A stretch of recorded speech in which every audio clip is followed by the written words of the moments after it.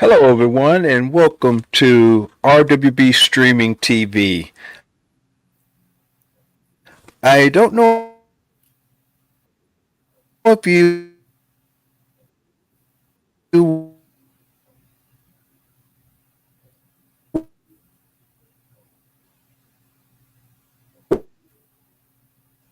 were able to see yesterday, and I just want to give you a little bit of what I have and what I know uh, about the young lady is that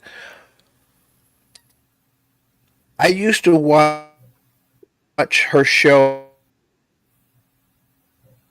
Realize that the information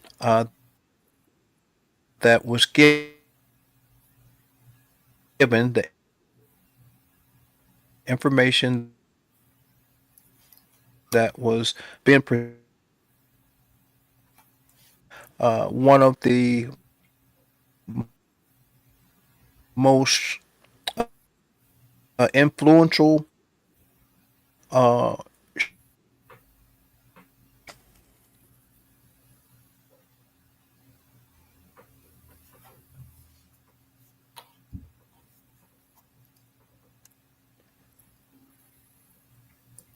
Thank you, RWB. I was having a hard time. Um, I want to thank you for the time that we get to share today. I was having a little bit of hard time hearing exactly what the last part of it was. So if you can repeat it, that would be great.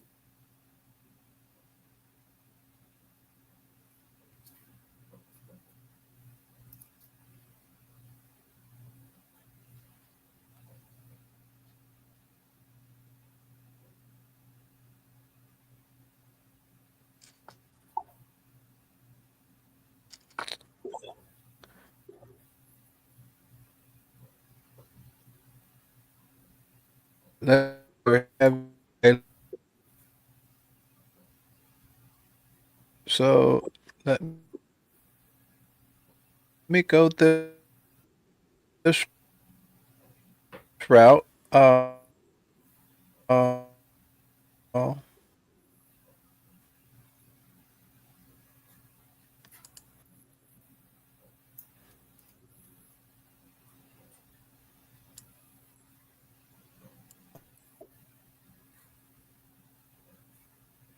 be better.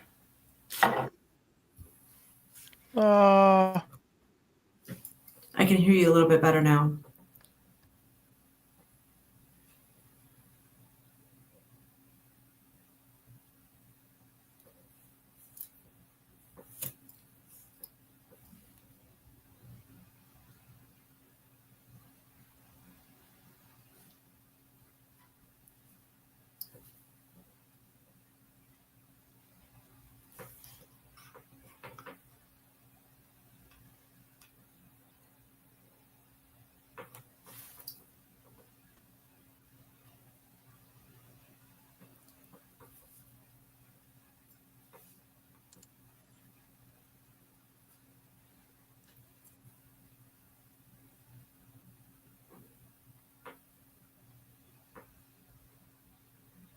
Can you hear me, Reggie?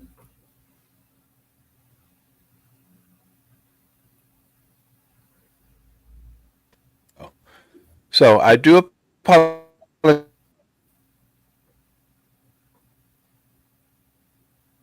for that. That I shut down TikTok. I'm not sure exactly what's going on with TikTok feed. I don't. But maybe we come back and we can do a show just for TikTok. It's still freezing pretty bad, but I think you would like to come back, and that is absolutely fine with me.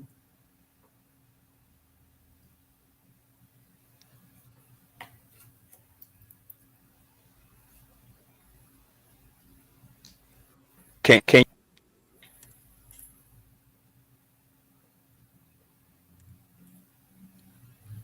Okay, so I can go out and come back in. I can end this stream and then I can come back in and we can try it again that way. So give me a second. Let me log out of here and then I'm going to come back in and we'll go from there, okay? Okay, I can hear you perfectly fine now. Oh, you can? Okay, excellent. Well, we'll continue to go on because I can hear you now too. And so what I did, and I don't know what it was. I guess TikTok is so uh, I guess resource hungry that when I had it open, it just took over everything. Mm. And so now here we are. So let's go ahead and get into the show because we it's recorded, so we will be able to place it over there on TikTok later on for a later showing. So as I was saying, I was introducing you to the show and letting people know how we met, letting people know how I come across your page on TikTok as you were doing a live show. So let's go ahead to the millions that watch and to those that are curious. Who is the woman behind the future of cooking? Who is the woman behind, and I'm going to say authentically Angela, because that's what we originated with, but who is the woman behind Two Voices, One Kitchen? So they're kind of the same. There are two different versions of Authentically Angela. The Two Voices, One Kitchen is a mystery counterpart, and she is really part of who makes Angela Angela. She is my sissy. And we have basically lived certain experiences through life, and a lot of our experiences of joy have been through food. Um, I remember some of my very first memories going into the kitchen at night and starting. I basically, at 4 years old, started a kitchen fire because I wanted to cook. And so, food and creating food and wanting to feed myself has always been something that I've been very intrigued with. But at the heart of it is a lot about caring for those that I love and showing people things that are beneficial for them. Helping them decide how to satisfy their different cravings and the things that bring them joy. And food has always been that for me. And I find that, kind of odd that, you had a passion for cooking so bad that you tried to burn the house down just so you could get in the kitchen and start cooking. No, I'm just kidding. That I try to tell people that every time I come across someone that they need to come to the show because it is very informative. It's very fun, and it's different. It's a different cooking show altogether. Now we spoke earlier, and we've talked before, and spoke of family and how important they are in the journey. Share with us the connection that you have because I know there's a connection there with you and your sister, you and Mr. Maston, who I call the mixologist of the show. He is the drink mixologist, and the nieces and nephews. So let's talk about how important family is to you. Well, we've always had a very small family. I mean, we have extended family, but we weren't really around grandpas and grandmas and different things like that. So for us, we have been kind of the core hub that have stayed together over the years. So for us, family isn't part of our journey, they are our journey. My sister Evie and I have always had a bond that is bigger than siblings.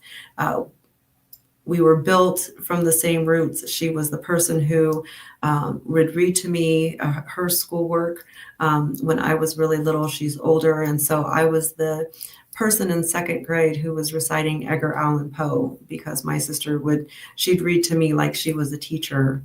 Um, it we were raised on the same flavors, but through life, we've had so many different experiences, and we've been able to really kind of come together and explore food through experiences. So we've learned a lot about culture, love, and showing up for one another. And she is really my biggest supporter.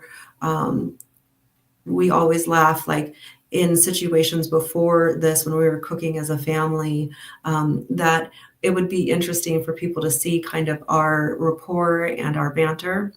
um, and when I started talking about, coming out on TikTok and doing lives, I was very insecure in the fact of showing my skills because I am a home cook. And she was like, I got you. I will be there for you. And so for um, Evie and I, we've always had that foundation. But Mr. Maston came along about 18 years ago and swept my sister off her feet. And he is the true meaning of a brother. The Uh, nieces eh, I'm sorry. Go ahead. and then the nieces and nephews, they are little producers. They will count me down in the live. They're not allowed because they're not 18, but they will count me down in the live, or they'll tell me, "Titi, you're doing good." So they're absolutely part of the dynamic. You will hear them in the background. So it is truly a family affair. Right. And that's amazing because you don't find that too much. I put on one of your posts, I was sharing it on social media, and that's one of the things I said. It's like if you don't get a chance to watch it, because what the show is doing is bringing families back to the table, one recipe at a time. And that's something that has been lost over time, and how families, because they're always on the go, they're always so busy, they're grabbing something here, grabbing something there, but you're bringing families back to the table with your show. You're bringing families back to the table with your meals and how your meals are prepped and set up. Now, let's jump right into that. Let's talk about meals, okay? Absolutely. Because I know you're out in a heavy populated area. You're out in the big city. You got, millions of people around you. You got millions of ways to, grab things. And meal prep in Wyoming, how how difficult is that to find or to have availability for menu items that when you come up with a meal, or when someone challenges you with the meal, how easy or how difficult is it for you to get those ingredients in that heavy populated area that you're in? So for those that don't really know, I am in central Wyoming, and so I'm not even like near any other states. But Wyoming presents very unique challenges when it comes to sourcing ingredients. Unlike the metropolitan areas, it is very hard to find unique and very fresh products. Also, the way that the agriculture here in Wyoming, most of the agriculture is going to be for ranch and cattle. But you build local partnerships. We have a farmers market here, an indoor farmers market, and you're able to kind of talk to them and say, hey, do you know of anybody who does this type of product? Even being super creative or very strategic with your sourcing. For floral things like edible flowers, you can't go to your Whole Foods for that, but you can find them at your local florist. You have to be really flexible and adaptable. So you have to know recipes really, really well and what type of things you can substitute. And so that has been kind of the challenge here in Wyoming. It teaches you patience, definitely, creativity, and the value of relationships. Now let's give the viewers, let's give the people that are watching a perspective of what we have here. And I was saying jokingly in the heavy populated area of Wyoming, but we've talked before, and she's let me know how difficult it is. She was telling me your closest Walmart or your closest grocery store. How far are you away from that? So we are actually relatively close to Walmart. We have a Walmart and a Smith's in our town, but we are very privileged because we have the only Walmart in 176 miles. So Wow. in order to get to another Walmart, you'd have to travel 2.5 hours. And that is also for all of your other things that you really, if you're in a big city, you drive down the street and you can pass 6 Rosses in about 8 minutes. All of those types of stores are in a bigger city, which is about 2.5 hour drive. Walmart doesn't have a Costco. And so like if I was to wanting to go to Costco, I'd have to go to another state, which because I'm centrally located is 5 hours away almost in every direction. Wow. Yeah. Yeah, that's a drive.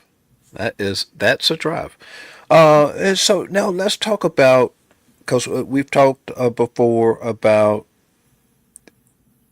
cooking and what it means and how it makes you feel.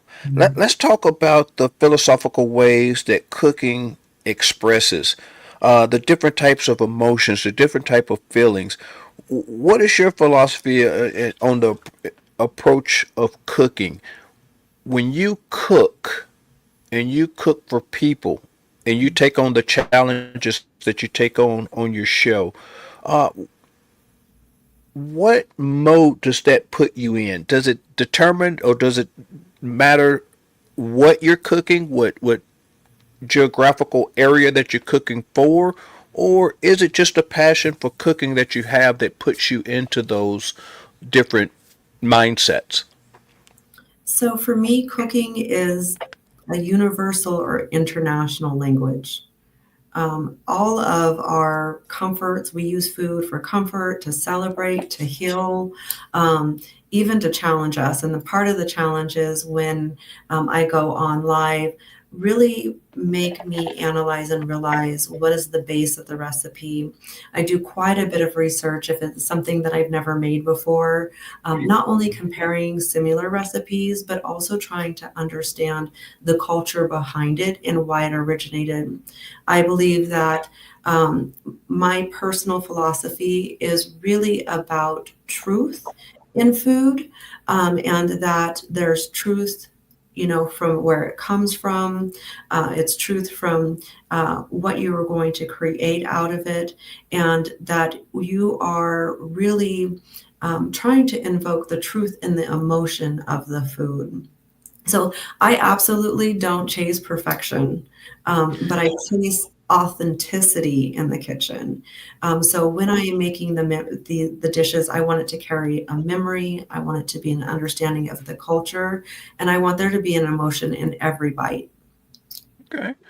Excellent. And if anybody that watches the show, I'm going to keep reiterating that throughout the entire interview. If you haven't had a chance to watch the show, you need to tune in on Wednesdays and Sundays and just experience what goes on. Like I say, it's different than any other cooking show I've seen.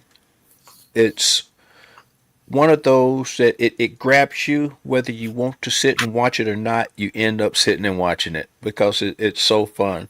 I think my most favorite part is the toast, and that comes from the mixologist himself, Mr. Maston. I can't leave him out.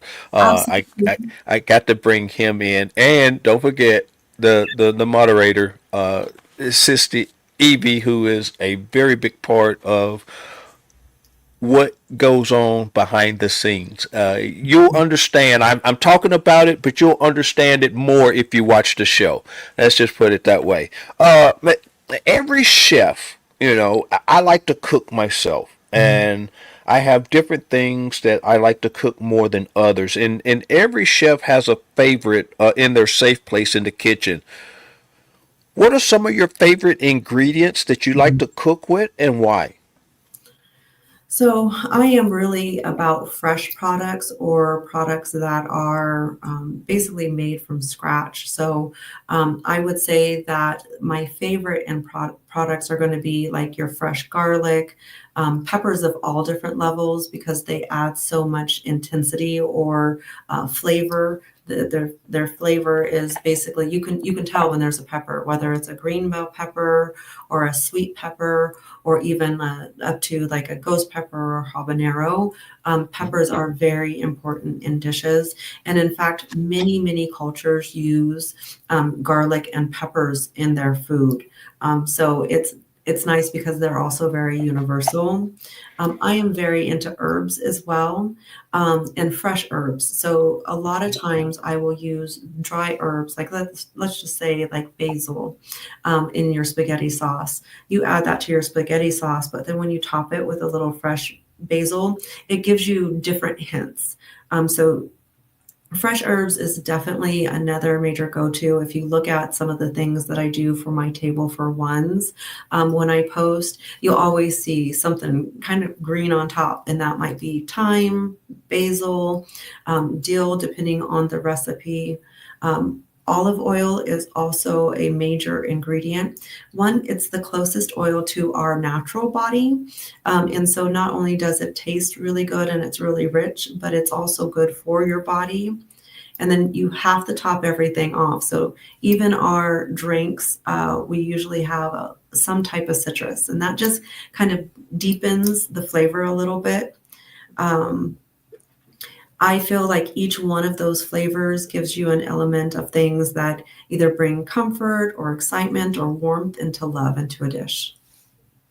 And that's what I'm talking about. Do you anybody and everybody that's watching, if you watch how passionate she is when she starts talking about these things and how detailed she is when she starts explaining these things. These are some of the things that caught my eye as I would pass through and see her channel, and how in detail she is and how passionate she is when she's explaining and in describing things to you. And that's one of the things that I find that's really different, because she takes the time out to be able to do that, to get you to understand, not only are these herbs and these ingredients are special, they actually mean something, and the meaning behind them and why. I mean, who would have known that olive oil was, like a natural lubricant to the body?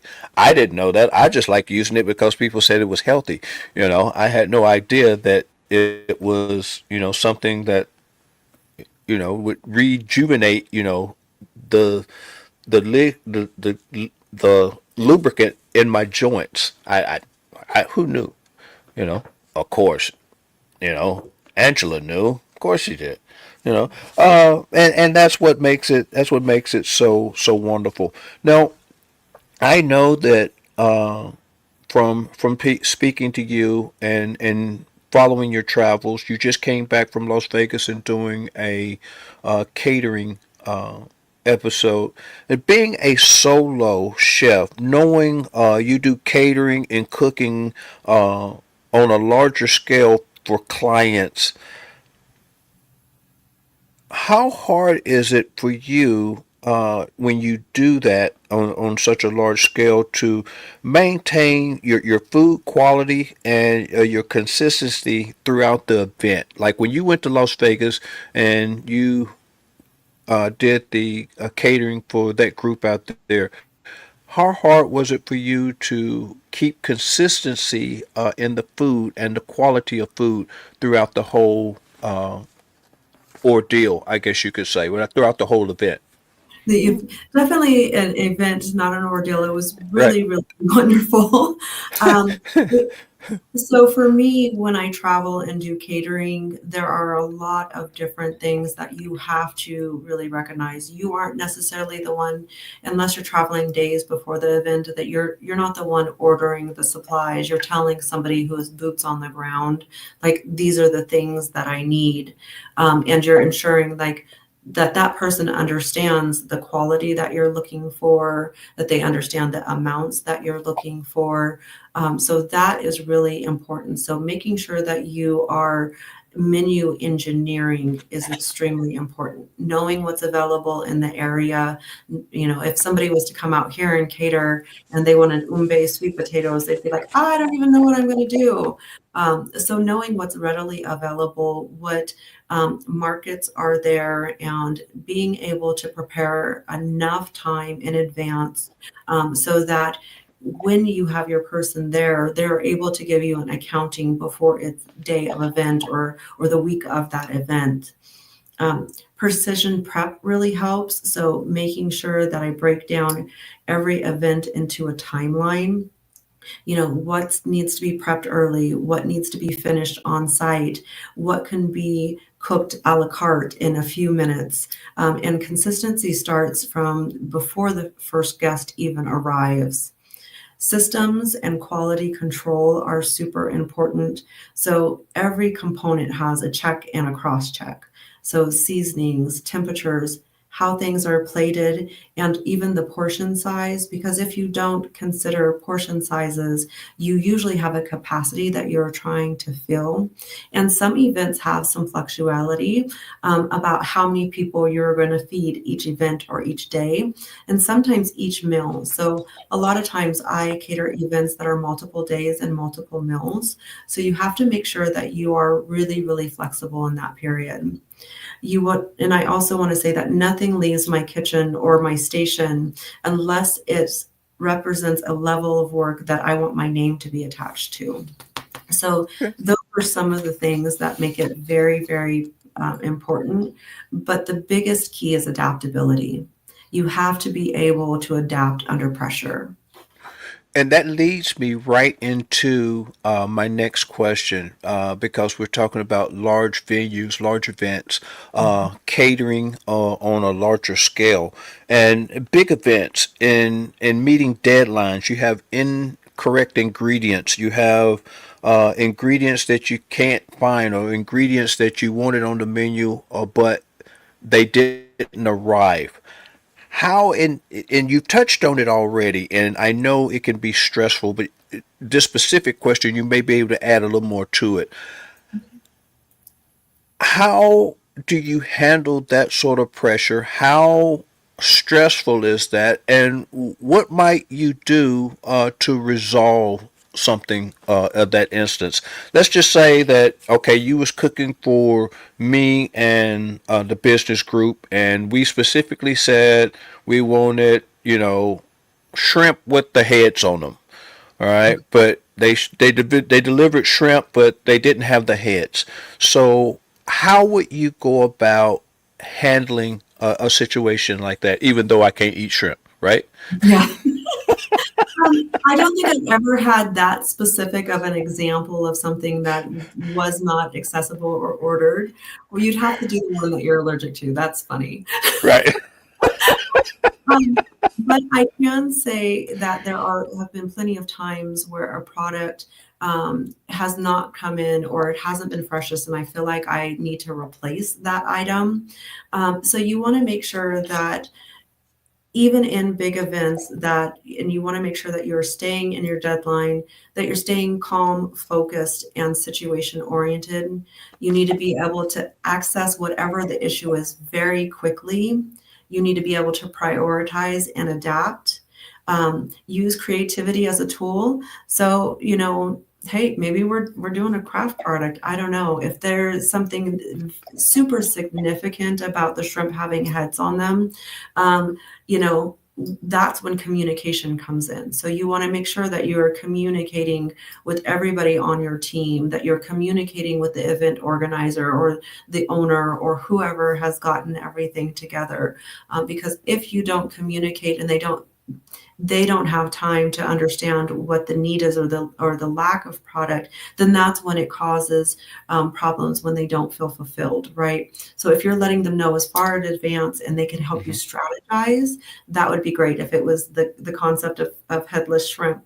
But if it's just a product that, like, man, I am missing one ingredient, and that one ingredient is something that kind of makes it what it is. Knowing different flavors and different ways to achieve that without having the exact specific flavor is really important. So knowing what you are trying to replace, like, is it a citrus flavor, right? So maybe I have no lemons. So is that something I can replace with lime or orange, depending on how I want the recipe to taste? So being very adaptable, and you learn and evolve through that process. Okay. Excellent. Excellent. And that's one of the things that, being a self-taught chef is something that most people don't take into consideration. They don't account for, especially I have a cousin out in Colorado who does catering himself, and that's one of the things that we've talked about on numerous occasions. Is like when they have product and they have to substitute and how sometimes the customers they get very frustrated, get very irate, but he's able to justify and talk them through into understanding why, what, when, and how, and it seems to work itself out. Now, you being a self-taught, a self-learned chef, and a very good one at that, I may add. The culinary world is constantly evolving, is constantly changing. How are you able to keep up? Because what people don't know and they don't understand, you have a regular 9 to 5 on top of what you're doing. So, how do you stay in the loop? How do you stay evolved and stay on top of the culinary changes that are constantly evolving? So the culinary world, yes, it's always changing. So staying important, staying current is very important. It's all about curiosity and adaptability.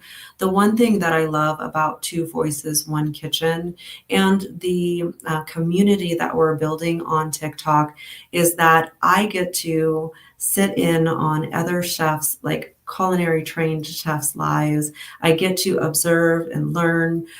We have got a great extended community of chefs in my chat who are the ones that give me challenges or give me suggestions or even recipes.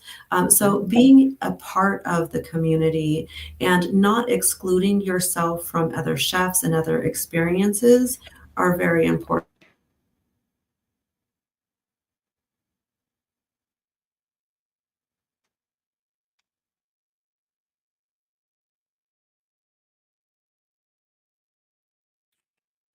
Oh, I think you froze. Give me 1 second.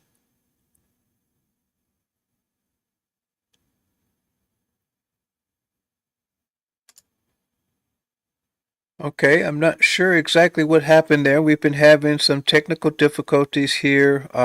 She should pop back in here in just a few minutes, and so in doing so, we will continue our interview. It's almost to an end, so we will try to continue that going forward. There she is. She's back. There's that. There she is. She's back. And so we didn't get to catch the end of that as far as on the culinary side of it. So if you could go back and right there at the end, I think it stopped us when you were saying about the culinary changes and keeping up with the culinary changes and how you stay on top of them. So could you repeat that for the viewers for us? Absolutely. So we know that it's ever changing, but part of my culinary experience is learning from others, which I get to do in my live. They give me input in different things like that.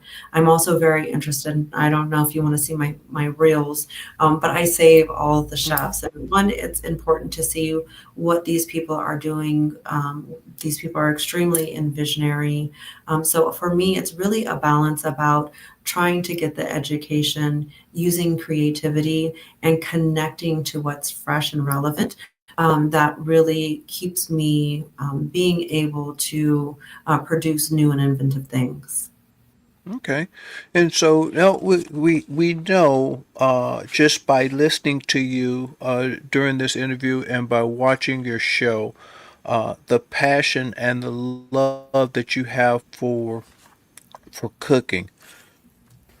But what's Two Voices, One Kitchen, Chef Angela's long term goals? What are your 5 year goals for Two Voices, One Kitchen?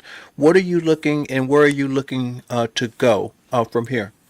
So those are actually multiple different projects that I'm working on. So Authentically Angela is my chef brand, and then Two Voices, One Kitchen is what we do on TikTok Live with my sister Evie and her husband, Mr. Maston.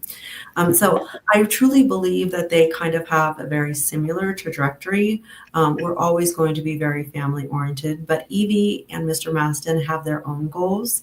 So I'll be super excited to kind of transition what we are doing now to support their mission. When we Okay. moved when we moved back to Wyoming, their goal was to basically farm the earth. So with her being part of this experience and Two Voices, One Kitchen, giving her the opportunity and the network experience for her to be able to say, hey, this is what we're doing, and for me to be able to use the products that come out of my sissy's house, right? So Wow. Yeah. in the next 5 years, super excited. They just got acreage, woo woo. And so their goal and their dream has started today. So I think that the parallels um, that are coming along is that we both have our own trajectories, but Right. we are both working together in parallel to help each other achieve the goals that we have for either our Right. families or ourselves.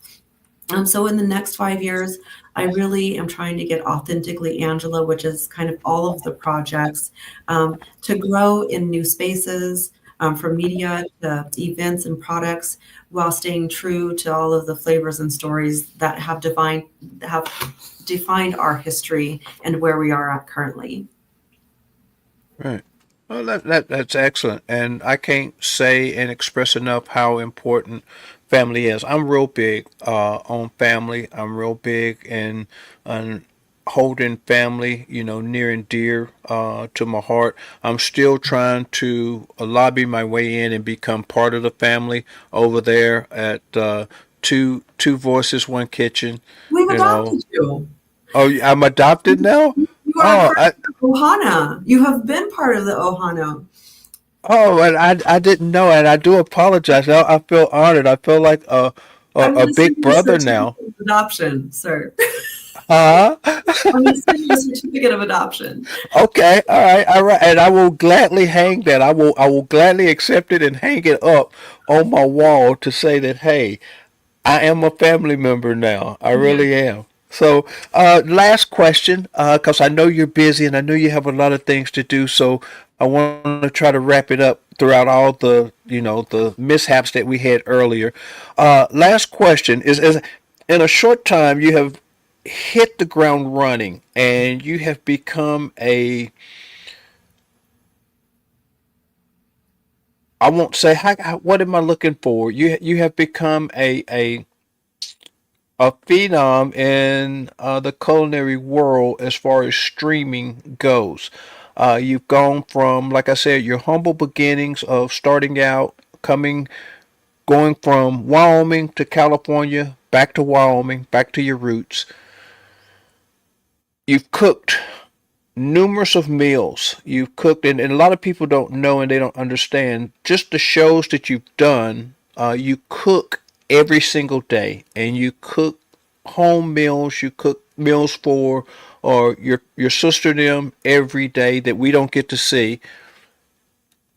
In preparing those meals, every chef has a favorite meal. Mm. If we was to sit down and have dinner and a movie, what would be your meal that you would prepare? Nachos. I love it. I love it because nachos are my favorite, and I just had nachos yesterday. You think like, we could do all of the things, but when you think of, for me, just what food is inevitably like those things that just, touch your soul, I am satisfied with all different types of nachos. So it would be nachos. I'd ask you, like, what do you want in your nachos? But nachos are absolutely my favorite meal and the thing that I'm most satisfied with when I create them. You can put anything on them but shrimp or Okay. shellfish, Okay. and that hurts my feelings because I used to be able to eat shellfish, but over the years I've become allergic to the iodine. So Oh, I know what it tastes like. I know what it. I used to fix it and cook it all the time for my friends at Super Bowl parties. So the bad thing is I know what it tastes like, and when I see you cook it, I know that it's delicious, but I just can't eat it. And you can put anything on my nachos except shellfish, and I will love you for life because nachos is one of my favorite foods. Every yeah. time I go out to a Mexican restaurant, that's what I get as nachos. But The nice thing about them is they can be vegan, they can be pescatarian, they can be carnivore, they can be, low carb, they can be, they nachos can fit any dietary need. So right. um, I think that it's a very versatile dish as well. Yeah, and I love it. Well, I don't want to hold you up anymore. I want to thank you for taking time out of your busy day to sit down and talk to me on RWB Streaming TV. If you would take this moment before we close out the show, let everybody know that's watching where they can find you, where they can, see you in action doing your thing. And I'm going to give you the floor, and then I'll come back and I'll close it out. Okay, very good. Thank you so much, Reggie, for this opportunity. And I really enjoyed this experience with you. Definitely one of the most pleasurable podcast experiences I've had so far. So I look forward to many more in the future. I can be simply found in most platforms, either authentically dash Angela or by simply my full name, government name, Angela, A as the middle initial, Alley, Alley.